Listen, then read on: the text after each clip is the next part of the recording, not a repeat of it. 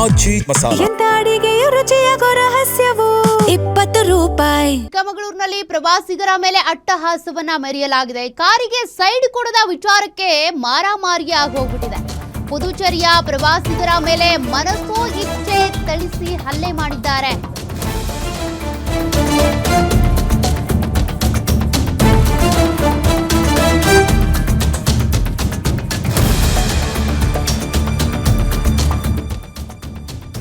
ಪ್ರವಾಸಕ್ಕೆ ಬಂದ ಮಹಿಳೆಯರನ್ನ ತಳ್ಳಾಡಿ ನೂಕಾಡಿದಂತ ಪುಂಡರು ಬಸ್ನ ಗಾಜುಗಳನ್ನ ಹೊಡೆದಾಕಿ ದಾಂಧಲೆ ಎಬ್ಬಿಸ್ಬಿಟ್ಟಿದ್ದಾರೆ. ನಗರದ RG ರಸ್ತೆಯ ವಿಜಯಲಕ್ಷ್ಮಿ ಲಾಡ್ಜ್ನಲ್ಲಿ ನಡೆದಿರುವಂತಹ ಘಟನೆ ಇದು.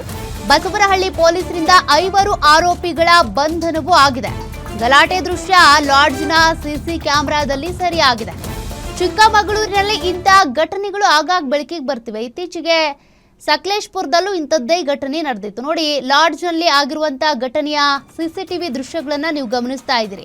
ಮಹಿಳೆಯರನ್ನ ತಳ್ಳಾಡಿ ನೂಕಾಡಿ ಈ ರೀತಿಯಾಗಿ ಗಲಾಟೆ ಮಾಡಿರೋದು ಚಿಕ್ಕಮಗಳೂರಿನಲ್ಲಿ ಪ್ರವಾಸಿಗರ ಮೇಲೆ ಆಗಿರುವಂತ ಅಟ್ಟಹಾಸದ ದೃಶ್ಯಗಳಿವು.